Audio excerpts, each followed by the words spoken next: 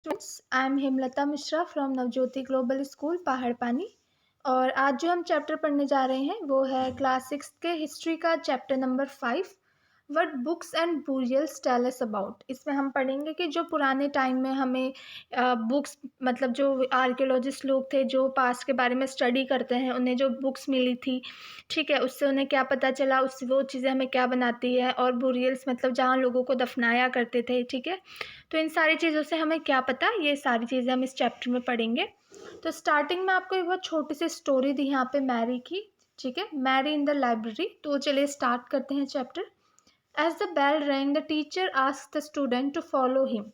जैसे ही मतलब स्कूल का उनकी जो है बेल रैंग हुई, जो टीचर थे क्लास के, उन्होंने स्टूडेंट से बोला कि उन्हें फॉलो करे, क्योंकि वो लाइब्रेरी का टाइम था। तो वो स्टूडेंट जो है लाइब्रेरी जा रहे थे फॉर द फर्स्ट टाइम जो स्टूडेंट स्कूल में लाइब्रेरी जा रहे थे। When Mary stepped inside, she found that the library was much larger than their classroom. तो जैसे ही मैरी ने अंदर पैर रखा लाइब्रेरी में, तो उसने देखा कि जो लाइब्रेरी है वो मतलब उनके क्लासरूम से भी ज़्यादा बड़ी है। And there were so many shelves and full of books. बहुत सारे वहाँ सेल्फ्स रैक जैसे बने हुए थे और सब क्या थे, बुक्स से फुल थे। वहाँ जो क्या है, बहुत सारी बुक्स वहाँ पड़ी हुई थी। In one corner was a cupboard filled with large old volumes. और एक कॉर्नर में क्या पड़ा था, कबर्ड पड़ा हुआ था, जिसमें कि क्या बहुत ही बड़ी बड़ी और किताबें वहाँ पड़ी हुई थी। Seeing her trying to open the cupboard, जैसे ही मैरी जो है वो कबर्ड को खोलने गई, तो उसके टीचर ने बोला that cupboard has very special book on different religions. तो उसके टीचर ने बोला जो ये कबर्ड है इसमें क्या है, बहुत सारे स्पेशल बुक है जिसमें अलग अलग रिलीजन्स के बारे में लिखा हुआ है। Did you know that we have a set of Vedas. फिर टीचर बोलती है हमारे पास वेदास का भी सेट है। तो हम पढ़ेंगे कि वेदास क्या थे, ठीक है। मैरी ने सोचा, तो चलिए देखते हैं वेदास क्या होता है, इसके बारे में हम पढ़ेंगे। तो one of the oldest book in the world, जो वेदास है वो सबसे पुरानी बुक है वर्ल्ड में, ठीक है। You may have heard about Vedas, आपने सुना भी होगा वेदास के बारे में। जैसे कि 4 वेद होते हैं, ऋग्वेद हो गया, सामवेद, यजुर्वेद और अर्थवावेद, ठीक है। तो जो सबसे पुराना वेद था वो था ऋग्वेद, जो कि क्या बना था, कंपोस्ट अबाउट 3500 ईयर्स अगो। जो 35,000 साल पहले जो वेद बना था, सबसे पुराना वेद वो था Rigveda. The Rigveda includes more than 1000 hymns, ठीक है। ऋग्वेद में क्या थे, लाइक 1000 से भी ज़्यादा हाइम्स, मतलब मंत्र या फिर श्लोक जो हैं वो लिखे हुए थे, जिन्हें सुक्ता बोलते हैं, ठीक है। These hymns are in praise of various gods and godness। जो ये श्लोक और मंत्र थे, इसमें बेसिकली जो हमारे उनके डिफरेंट टाइप के भगवान थे, देवी देवताएं थे, उनकी तारीफ करते हुए, उनके बारे में अच्छी अच्छी बातें बताते हुए ये जो हाइम्स है, जो मंत्र हैं, श्लोक है, वो लिखे गए थे। 3 गॉड्स आर स्पेशली इंपॉर्टेंट। जो 3 भगवान थे, 3 गॉड्स थे, वो बहुत ही ज़्यादा इंपॉर्टेंट थे।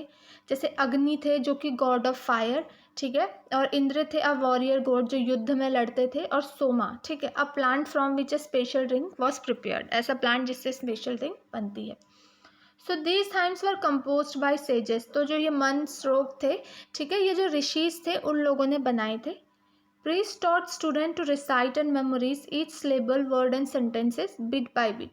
तो जो प्रीस्ट लोग, पुजारी लोग थे, जो वहाँ के स्टूडेंट्स थे, जब वो लोग ये वेद सीखते थे तो वो उनको इतने अच्छे से वेद जो है सिखाते थे, वर्ड बाय वर्ड, एक एक शब्द, ठीक है, एक एक अक्षर, एक एक सेंटेंस, इतने अच्छे से बहुत ही केयर के साथ सिखाते थे, जिससे कि उन्हें बहुत अच्छे से समझ में आ जाता था।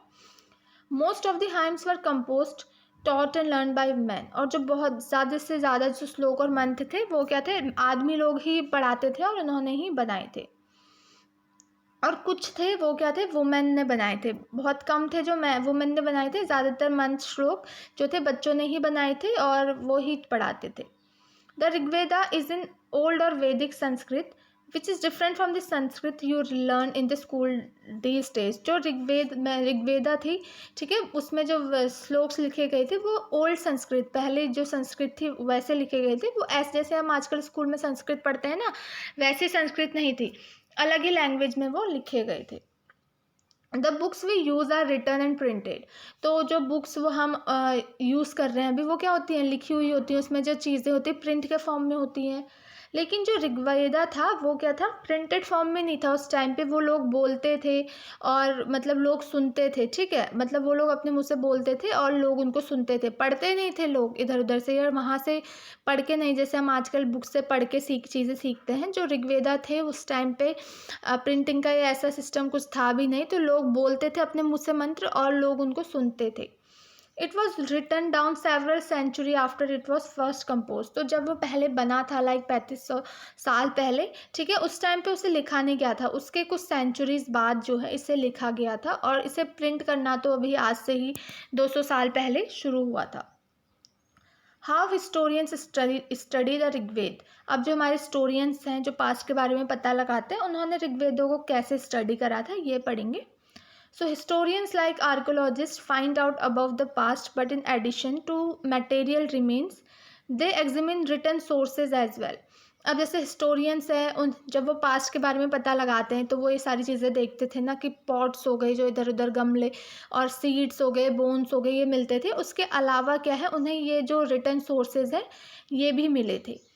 तो let us see how they study Rigveda. तो देखते हैं वो ऋग्वेद कैसे पढ़ते थे। So some of the hymns in the Rigveda are in the form of dialogues. तो ऋग्वेदा में जो कुछ मंत्र थे, कुछ मतलब श्लोक्स थे, वो किसके फॉर्म में थे, डायलॉग के फॉर्म में थे वो, ठीक है।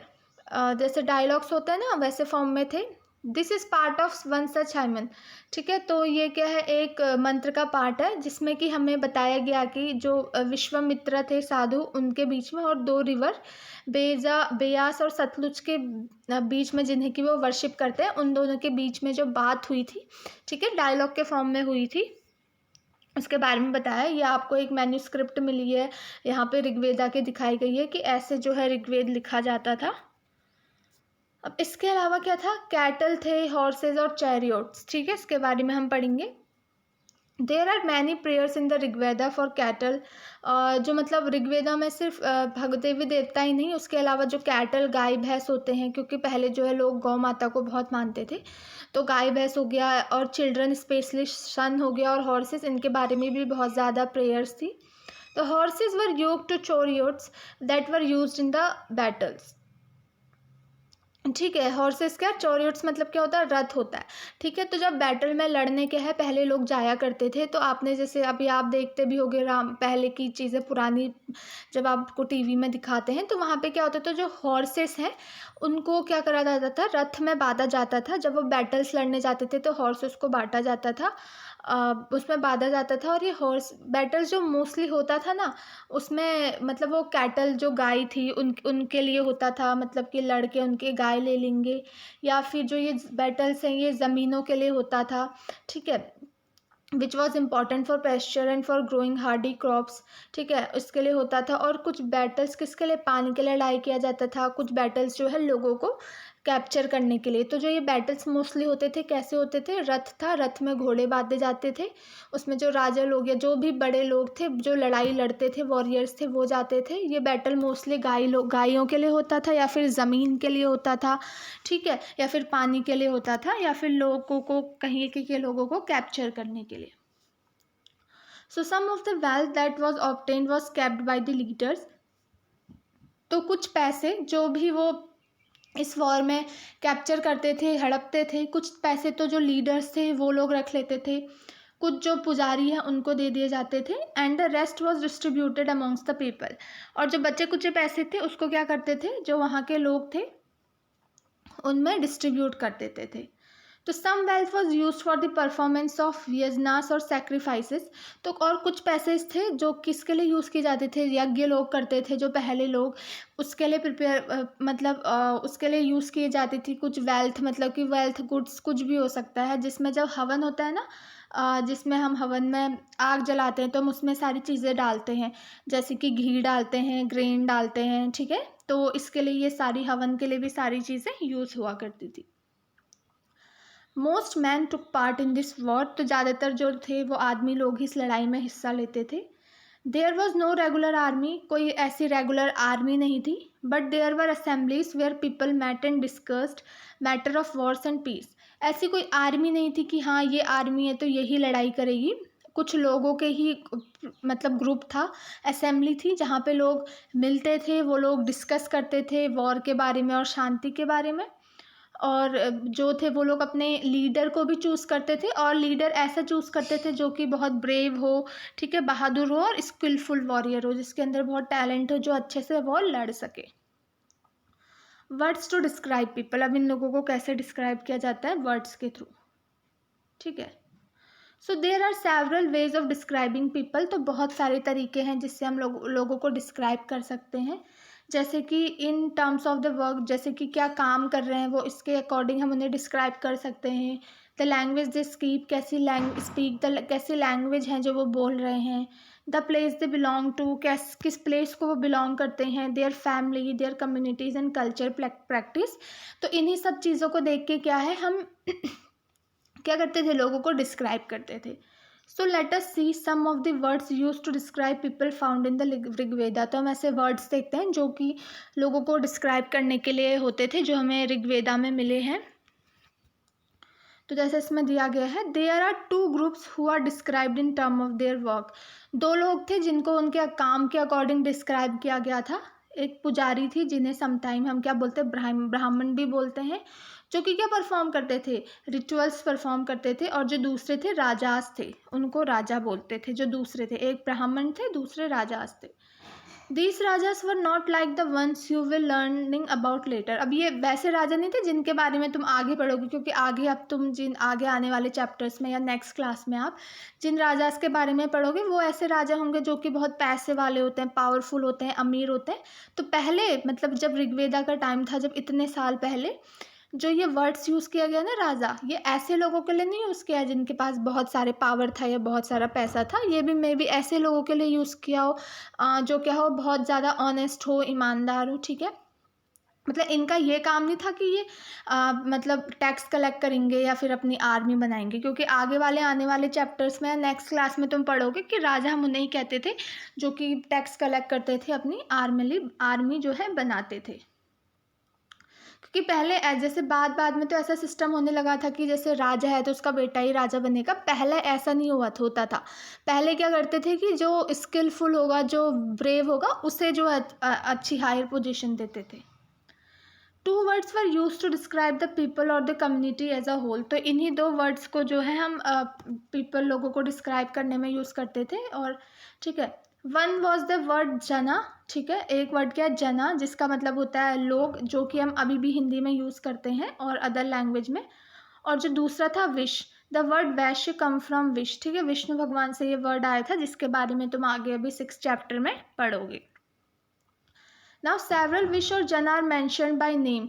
कुछ विश और जना जो है नेम से मेंशन किए थे, जैसे कि आपने सुना होगा पूर जना हो गया, और द विश द भारत जना, भारत के लोग हो गए, युदु जना हो गई, ठीक है। ये सारी चीज़ें हो गई।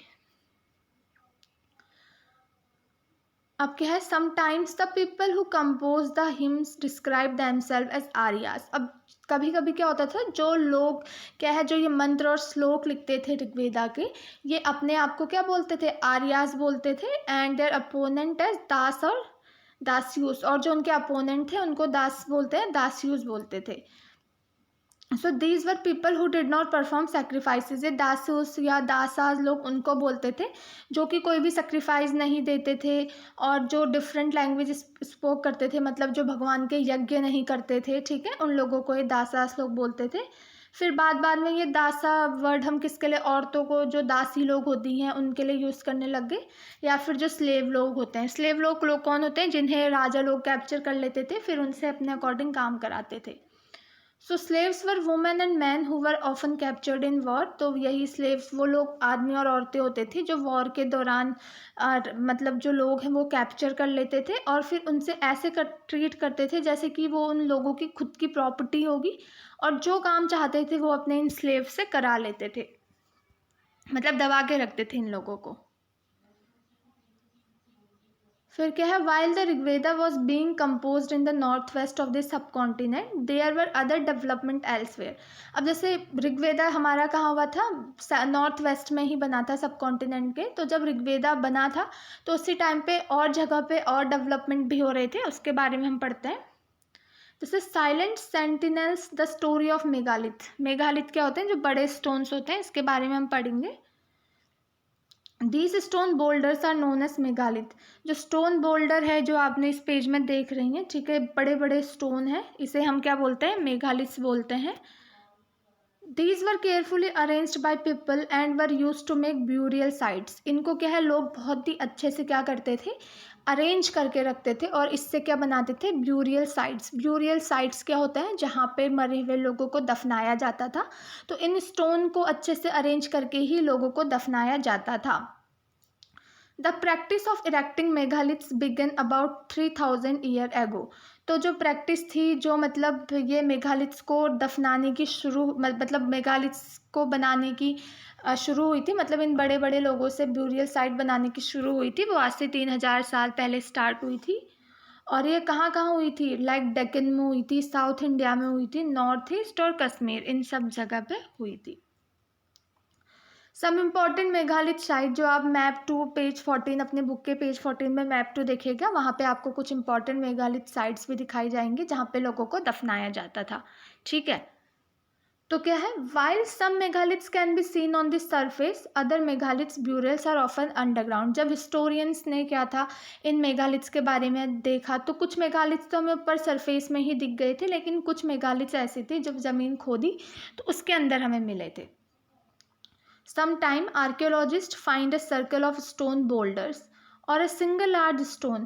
कभी क्या था, आर्कियोलॉजिस्ट को कभी तो एक बहुत ही बड़ा स्टोन मिला, मतलब कि जो एक ज़मीन पर पड़ा हुआ है, या फिर सर्किल, ऐसे सर्कल में जैसे दिखाई गई हैं, ऐसे स्टोन जो है ज़मीन पे पड़े हुए मिले थे। ठीक है, these are only indication that they are burial beneath. तो इससे यही पता चलता था, मतलब इन सर्किल, मतलब ये सर्किल ऐसे राउंड में लगाए गए हैं ना, इससे ये इंडिकेशन होता था कि इसके जो नीचे हैं ब्यूरियल्स हैं। तो यहाँ पे तो ये लोगों को भी पहले हेल्प करता था पता लगाने में कि जहाँ पे ये ऐसा सर्कल है तो हाँ, यहाँ पे इसके नीचे ब्यूरियल्स होगा। ठीक है, अब देखिए मतलब ये ब्यूरियल्स बनाने के लिए लोग क्या करते थे? ये मेगालिथ्स बनाने के लिए सबसे पहले क्या है, गड्ढे खोदते, मतलब ट्रांसपोर्ट करते होंगे मिट्टी, इधर से उधर लाते होंगे, गड्ढे खोदते होंगे, ठीक है, स्टोन के पीसेस कलेक्ट करते होंगे, उनको एक पोजीशन में रखते होंगे, फिर ठीक है बड़े बड़े सर्कल बनाते होंगे, स्टोन को शेप करते होंगे, उसके बाद इसके अंदर दफनाते होंगे। All this burials have some common features. तो इन सारे जितने भी दफना, जहाँ लोगों को दफनाते थे ब्यूरियल्स थे, इनका एक कॉमन फीचर्स था। वो फीचर ये था कि generally the dead were buried with distinctive pots which are called black and red ware. तो लोगों को तो दफनाते थे, ठीक है, उन लोगों के साथ क्या है, ब्लैक या फिर रेड कलर के पॉट्स भी दफना दिए जाते थे। Also found are tools and weapons of iron and sometime. मतलब इसमें क्या है, लोगों को टूल्स मिलते थे, आयरन के वेपन मिलते थे, कभी स्केलेटन मिलते थे हॉर्सेस के। ठीक है, तो ये सारी चीज़ें यहाँ पे लोगों को दफनाई हुई मिलती थी। अब finding out about social differences, लोगों को मतलब जो आपस में लोग रह रहे थे उनमें भी सोशल डिफरेंसेस था। कोई लोग को ऊंचा माना जाता था, कोई लोग थोड़ा अमीर थे, कोई गरीब थे। तो इसके बारे में कैसे पता चला? तो archaeologist think that the object found with the skeleton probably belong to dead person. तो आर्कियोलॉजिस्ट का यही मानना था कि जो स्केलेटन हमें मिलता है वो डेड पर्सन से ही बिलोंग करता होगा। तो कभी कभी हमें क्या मिलता था ना, more object are found in one grave than in another. एक ग्रेव में क्या है, जब मतलब जहाँ पे एक ब्यूरियल है, जहाँ पे एक कब्र है, जहाँ पे लोगों को दफनाया गया है, तो वहाँ पे क्या है, हमें बहुत सारी चीज़ें मिलती थी। जैसे कि वहाँ पे ब्रह्मागिरी में वहाँ पे एक स्केलेटन मिला था जिसको किसके साथ अपनाया गया था, 33 गोल्ड की बीड्स थी, 2 स्टोन बीड्स, 4 कॉपर के बैंगल्स थे और 1 कॉर्न शेल। मतलब एक बॉडी को तो ऐसे दफनाया गया था जिसके साथ इतनी सारी चीज़ें थी, और जो दूसरा स्केलेटन था उसमें क्या था, सिर्फ कुछ पॉट्स ही थे, ये सारी चीज़ें और नहीं थी। तो these find suggest that there were some differentiate in status among the people who were buried. तो इससे हमें यही पता चलता है कि उनके स्टेटस के बीच में कुछ डिफरेंस होगा ही होगा, जो लोग को दफनाया जा रहा है। तभी तो किसी लोगों के साथ इतने ज़्यादा चीज़ें हैं, किसी के साथ, किसी स्केलेटन के पास कुछ भी नहीं है। तो इसका मतलब कुछ लोग अमीर होंगे, कुछ लोग गरीब होंगे, उनमें जो है डिफरेंसेस होगा। अबे were some burial spots meant for certain family. अब कुछ कुछ ब्यूरियल स्पॉट्स ऐसे थे जो कि एक फैमिली के लिए थे कि यहाँ पे हाँ ये इनकी सारी फैमिली को यहीं पे दफनाया जाएगा। तो sometimes megalith contain more than one skeleton. कभी कभी जो मेघालित था, ठीक है, जो ब्यूरियल साइट्स थी वहाँ पे क्या था, एक से ज़्यादा, एक ही ब्यूरियल इसमें एक से ज़्यादा स्केलेटन थे। This indicate that people perhaps belonging to the same family. इससे हमें ये पता चलता है कि एक ही फैमिली से लोग जो बिलोंग करते हैं उनको यहाँ पे दफनाया जाता होगा। कुछ लोग तो क्या है एक ही साथ मर जाते होंगे तो एक ही साथ दफना दिया जाता होगा। फिर जैसे आज कोई मरा, कुछ साल बाद कोई मर रहा है, तो उसी ब्यूरियल साइड में सबको दफना दिया जाता होगा। यही चीज़ यहाँ पे आपको बताई है। फिर यहाँ पे स्पेशल ब्यूरियल एट इनामगोन, एक ठीक है, एक इनाम गाँव था, वहाँ पे स्पेशल ब्यूरियल थे कुछ। तो आपके मैप 2 में इनाम गाँव वहाँ पे आपको मिलेगा। It is a site on the river गोद। ये क्या है, रिवर गोद में एक साइट है जो कि ट्रिब्यूटरी है भीमा की। भीमा एक नदी है, वहीं उसी से निकली है ये रिवर गोद, उसी के वहाँ पे ये इनामगोन है, ब्यूरियल साइट है ये। It was occupied between 3600 and 2700 years ago, पहले ये ऑक्यूपाई की गई थी। Here adult were generally brood in the ground. और यहाँ पे क्या था, मोस्टली एडल्ट जो है ग्राउंड में बरी किए जाते थे। उन्हें क्या है एक सीधे लिटाया जाता था, जिससे कि उनका जो हेड है वो नॉर्थ की तरफ रहता था, पैर साउथ की तरफ रहता था। और कुछ लोगों को क्या है उनके जो मतलब घरों के अंदर ही ब्यूरल्स बने हुए थे, ठीक है। One man was found buried in a large 4 leg clay jar in the court yard. अब क्या है, एक इन लोगों ने जब खोदा होगा चीज़ें तो इन्हें मिला कि एक मैन को जो है घर के जो एक कोर्ट यार्ड है ना, आंगन टाइप का है, वहीं पे दफनाया गया था। 5 रूम है उसके किनारे किनारे, वहीं पे दफनाया गया था। एक बहुत सी बड़ा जार था, उसके अंदर उसको रखा गया था, ठीक है, जिसमें कि उसके जो लेग्स है वो क्रॉस करके रखे हुए थे, पोजीशन क्रॉस थी। अब ऑक्यूपेशन एट इनाम गाँव में लोग क्या क्या करते थे। तो जो आर्कियोलॉजिस्ट है found seeds of wheat, barley, rice, pulses, millets, peas and sesame. तो यहाँ जो आर्कियोलॉजिस्ट थे उनको यही सारी चीज़ें मिली थी यहाँ पे, वीट के, बेयरली के, राइस, पल्सेस, इन सब के सीड्स यहाँ पे मिले थे। Bones of a number of animals, many bearing cuts mark that show they may have been used as a food। तो क्या है, बहुत से एनिमल्स की बोन्स भी वहाँ पे मिली थी। बोन्स में क्या था, कट मार्क्स थे बहुत ज़्यादा, तो जिससे ये पता चलता है कि इन एनिमल्स को लोग खाने के लिए भी यूज़ करते होंगे। और तो उसमें क्या था, cattle, buffalo, goat, sheep, dog, horse, pig, ये सारी चीज़ें उन्हें मिले थे। और क्या था, there is evidence that fruit such as ber, amla, jamun, date and variety of berries भी जो है कलेक्ट की जाती थी, ठीक है। तो इस चैप्टर में इतना ही था बच्चों। हमने पहले पढ़ा कि जो ऋग्वेदा थे उनके बारे में पढ़ा, ठीक है। उसके बाद हमने ब्यूरियल साइट्स के बारे में पढ़ा कि कैसे लोगों को दफनाया जाता था, ठीक है। उनके सामान के साथ ही उन्हें दफनाया जाता था, क्योंकि वो लोग क्या है लाइफ आफ्टर डेथ में भी क्या रखते थे, भरोसा रखते थे कि मौत के बाद भी क्या है ज़िंदगी होती है। इसीलिए वो उनके सामान के साथ ही उन्हें दफना दिया करते थे, ताकि अगर जब उनका अगला जन्म होगा तो वो ये सारी चीज़ों को क्या कर पाएंगे, यूज़ कर पाएंगे। सो स्टूडेंट, आई होप मैंने आपको जितनी भी चीज़ें समझ आई हैं इस चैप्टर में आपको समझ में आई होंगी। So thank you so much.